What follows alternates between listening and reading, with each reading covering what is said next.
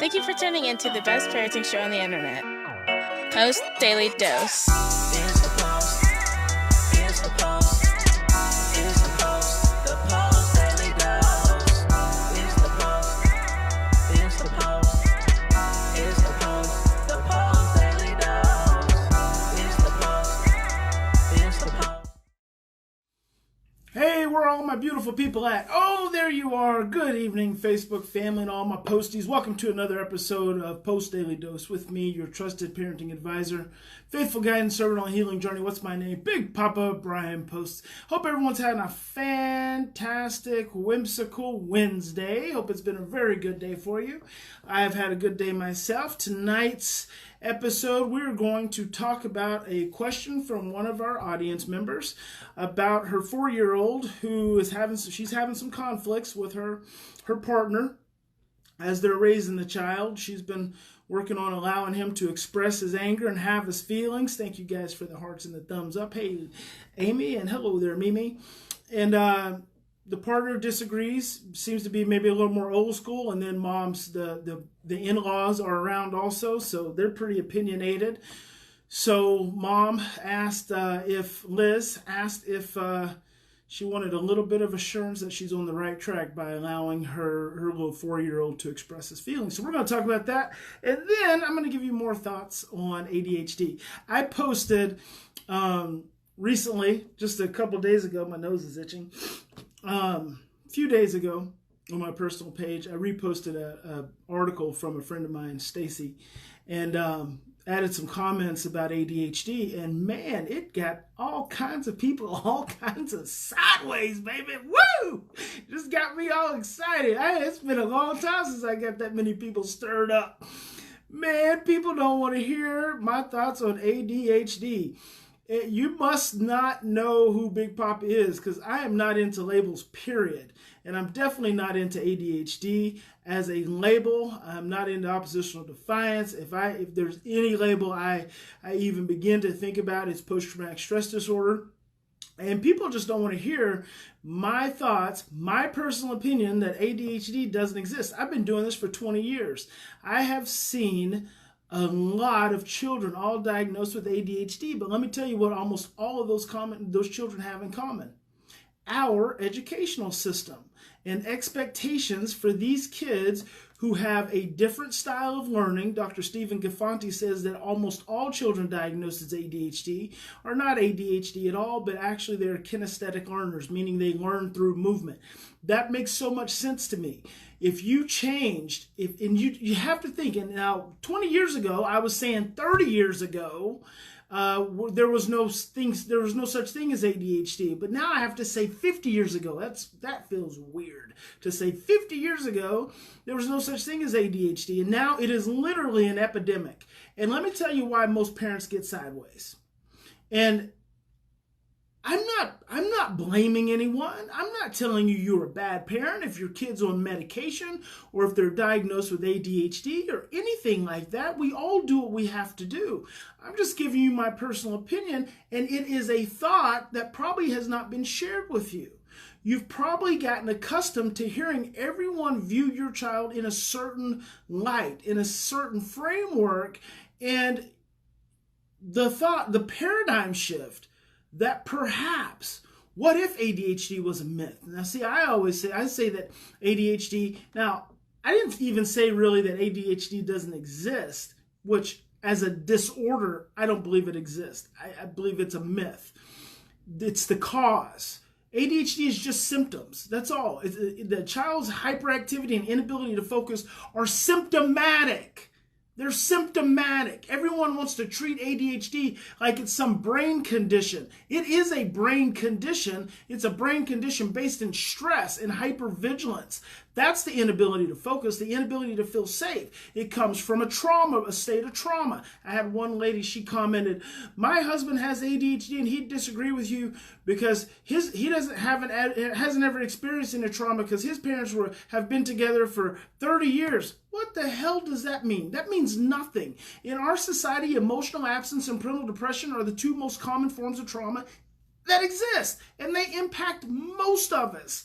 And all of us having impacted that could have been affected by ADHD. So there's trauma, which I believe is a fundamental cause of attention deficit and hyperactivity.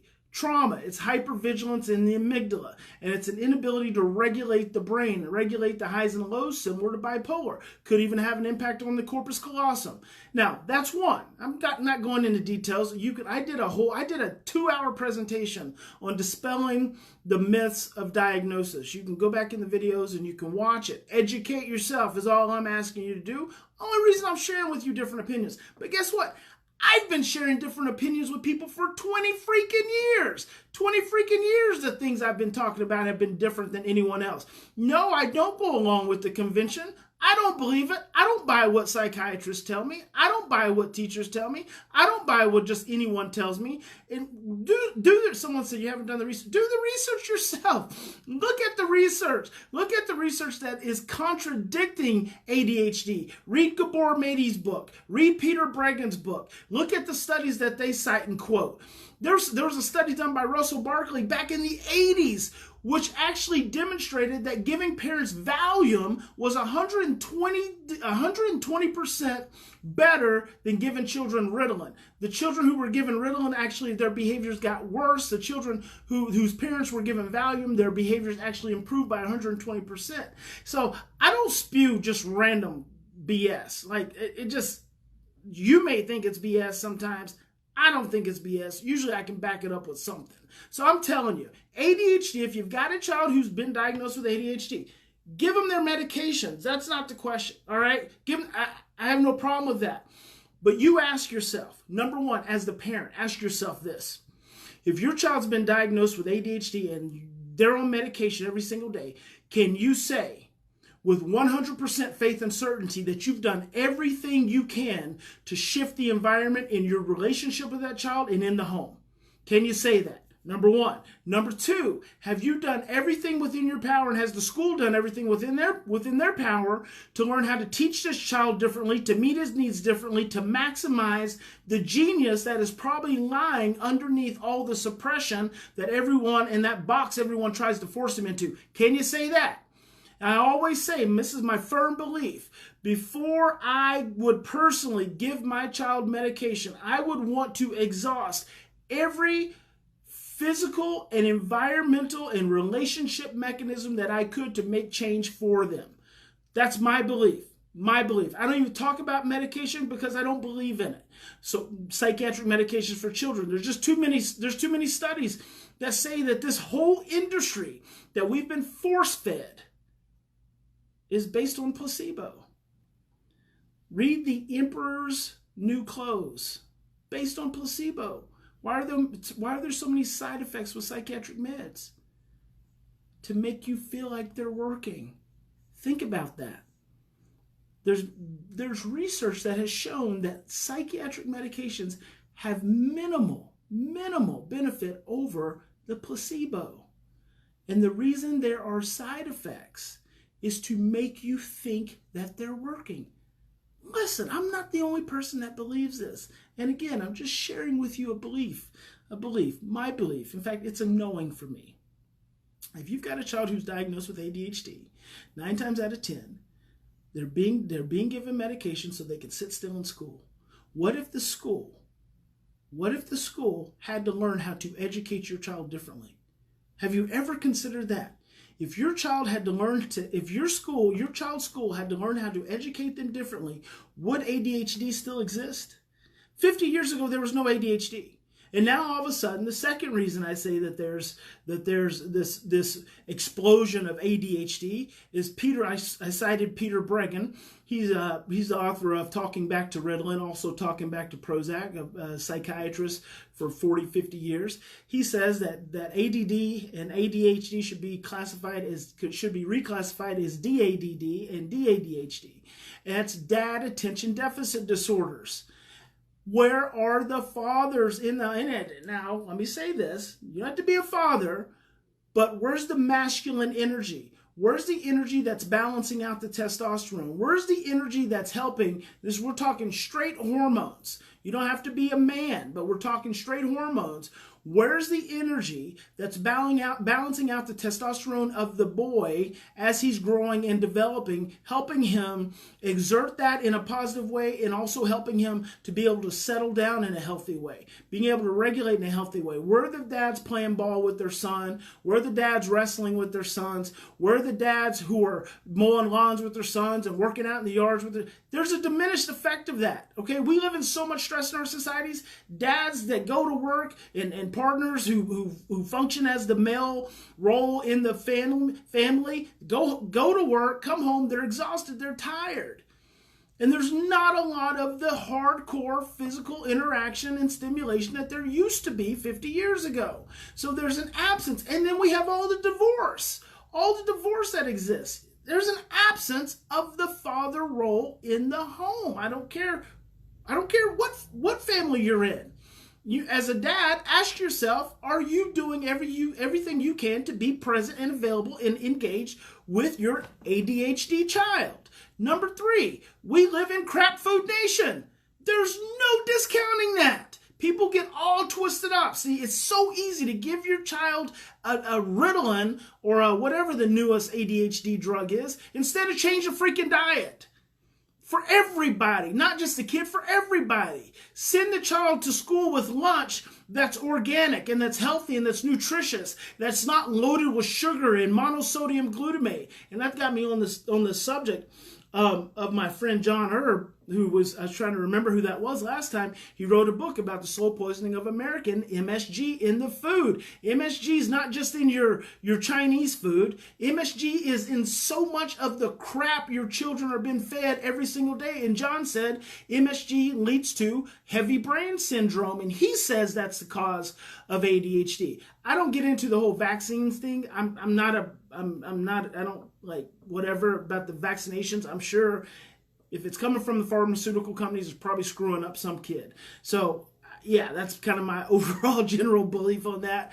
So that could have an effect. Someone mentioned that. That's the reason I bring it up. But I focus on trauma, I focus on dads, and I focus on food. Look at those 3 things and then look at, is your child a kinesthetic learner more than he is a visual and auditory learner? And what is the school doing to help your child be able to focus better, be able to learn better? Maybe your child needs to get up and run around and move around, and that's how he listens and learns the best.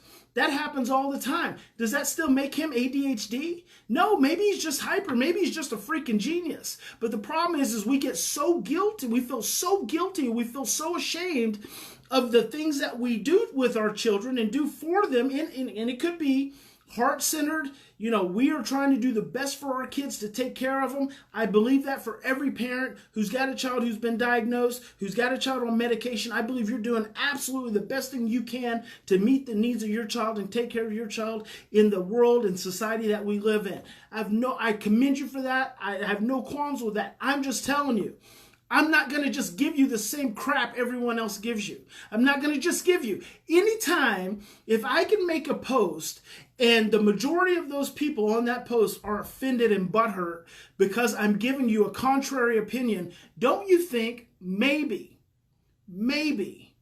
that dominant belief could be a part of the problem? Is it not the dominant belief that children have ADHD and need to be put on a psychiatric medication? Is not that the dominant belief?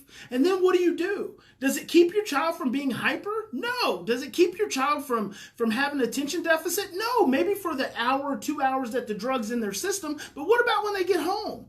You know, pretty soon they're just drugged all the time. And you know what that's really doing? That's letting us as adults off the hook. That's what it's really doing. It's dissolving us of parental responsibility. And that's the problem over the last 50 years. We as parents have dissolved our parental responsibility. And yeah, it started with television, letting our kids watch TV all the time. And then it started with Ataris and Game Boys and all that. And now it's cell phones. And then we want to blame. But what's the first thing we do when you want to get your kid off of the electronics? I don't know. You tell them to go find something to do. We've dissolved ourselves, absolved, I don't know what the word is, of parental responsibility. If we're willing to step up and take parental responsibility, ADHD doesn't exist. It just doesn't. And if you're an adult and you've been living with ADHD, ask yourself, what was your birth like? What was your first 5 years like? How engaged, how emotionally engaged were your parents really?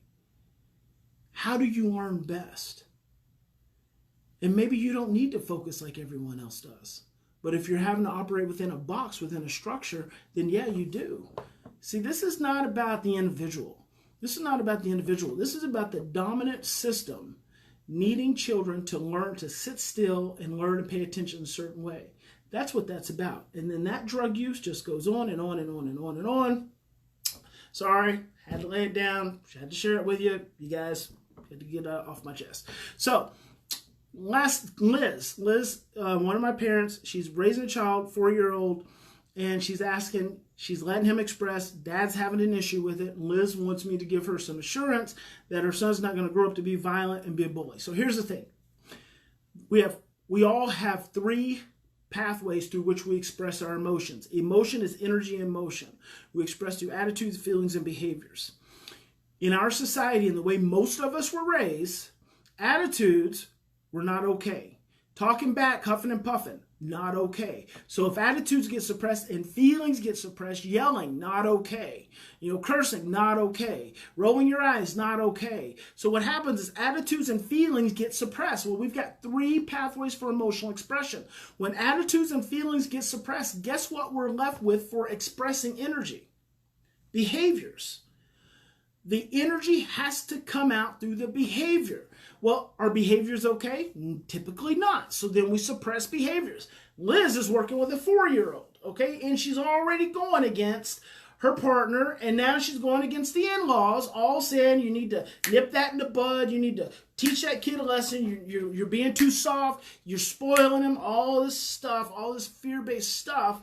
So what happens is when we suppress the attitude, suppress the feelings, we really don't like the behaviors. The behaviors truly do freak us out. We're stuck with anger and depression. Once you've suppressed the attitudes, feelings, and behaviors, you drop down to anger and depression. Anger and depression have no other option except to come out through behaviors.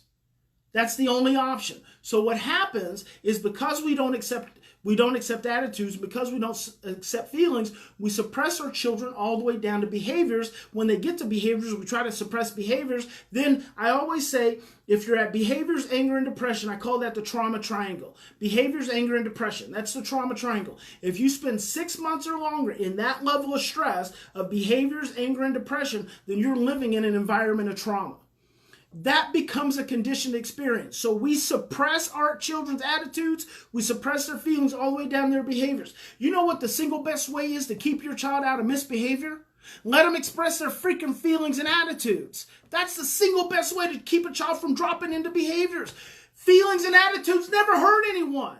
Our overwhelm, our fear, our terror about a child rolling their eyes or yelling or talking back doesn't come from any realistic threat. It comes from a fear that people are going to look at us and think that we are bad parents. It's this fear that our child is disrespecting us. This fear that our child is going to take charge and take control. It just comes from fear. No one was ever hurt from an eye roll. No one was ever hurt from yelling. But we're so scared. We get so conditioned by that kind of thing. And the first thing we want to do is spank somebody. We want to whip somebody. We want to control and suppress them. Because that's what you do when you get scared. Control, suppress, and change. That's what you focus on. You know that you're stressed when you start focusing on control, suppression, and change. That's when you know you're stressed, because your amygdala is trying to remove the threat. You see the yelling, you see that the anger expression, you see it as a threat. That's why you want to suppress it or control it or change it. And what I want to encourage you to do, and what I want to tell is, you've got my full support, and I want to tell Dad, your partner, I want to tell him, please, just slow down. Give this just one opportunity. Instead of seeing the child as anger, which is seeing him as a threat, see him as afraid. See him as an infant who's crying out. See his anger as an infant. He's a foster child, which tells me he's already been through crazy trauma. Crazy trauma. You take a child who's been through crazy trauma and you increase more stress by doing things like trying to suppress his anger, then you're actually just going to create more stress, it's the most classic thing in the world. This is why children don't get better. Children grow older, they don't get better because we actually end up creating more stress, and we just layer the stress on top of the stress that created the trauma. So give the child an opportunity to be seen in a regressed place. You're not dealing with a 4-year-old, you're probably dealing with a 2-year-old, and sometimes you're probably dealing with an infant. See the infant, see the fear. Let the child express his anger, but see him as being scared, see him as being sad, see him as being overwhelmed, and attend to that. And the first thing you've got to do is you've got to stop and take some deep breaths, because the reason you've got to stop and take those deep breaths is to calm your amygdala down. That's why you've got to stop and take those deep breaths, to calm yourself down, to keep you from dropping into your stuff.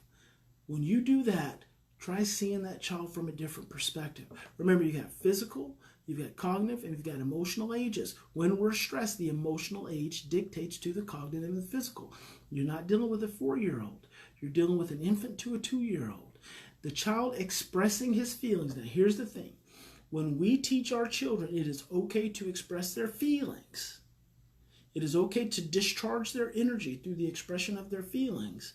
What we're then conveying to them is that their feelings are okay.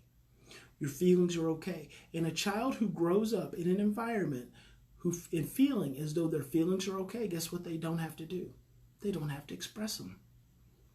When I grow up feeling that my feelings are okay, I no longer have to yell them out, because any of my expressions of my feelings are okay. And then guess what I've done? I've conditioned myself not to have to drop down to behaviors. This is so very important.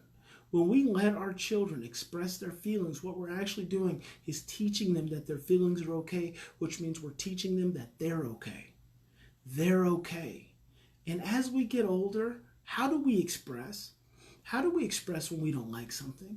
We roll our eyes and we get mad, and sometimes we yell. But do we hit? Hopefully not. But you know who hits? The person who's been suppressed. The person who's not been able to learn how to express and have their feelings so that they can learn how to regulate their feelings. That's the person who hits. The person who hits is the person who sees feeling expression as a threat. When the person becomes conditioned that feeling expression is a threat, then they learn to hit.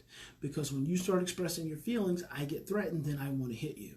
So a lot of times when we start talking about nipping in the bud, we're talking about hitting.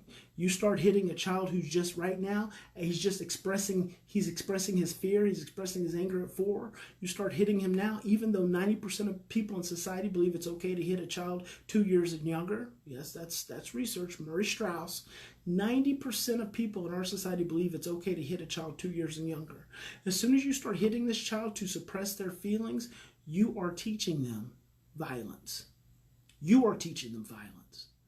I can't tell you how many times I've had parents hit children who hit.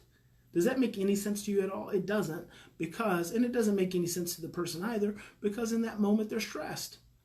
And in times of stress, our thinking becomes confused and distorted, and our short-term memory is suppressed. That's it for me, guys. Remember, in any given situation, we always have 2 choices. We can continue to buy into everyone's fear. We can buy into their fear. We can buy into the over things that they're saying and not question, and we can just be sheeple and just go along with the dominant beliefs. And because the psychiatrist with his letters behind his name tells us that our kid's a certain way, we can believe it, and that can give us an illusion of being okay. When the psychiatrist tells us our child is not okay, that helps us feel okay. And you know what that's called? That's called "I'm okay, you're not okay." That goes back to Eric Byrne, 1970s, transactional analysis. I'm okay, you're okay. That's where it's got to be. I'm okay, you're okay.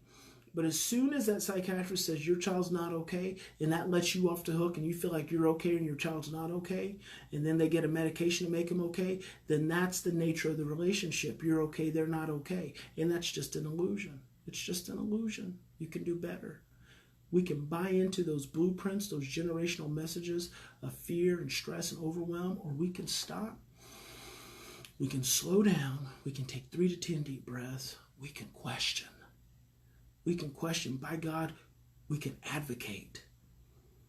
And we can fight for our children. We can fight to create a reality and an environment for our children that sees them for who they are, not as dysfunctional, not as bad, not as wrong, not as something's wrong with their brain. I'll tell you something. If you live in a chronic state of stress, your brain is going to be irrational. The chemicals in your brain are going to be out of balance if you live in a constant state of cortisol exposure. We have the ability as adults, as parents, to do something different, to create a different reality for our children. And that's the process of choosing love. And choosing love requires us to take responsibility, sometimes radical responsibility. God bless you. Big Papa loves you. Have a good evening.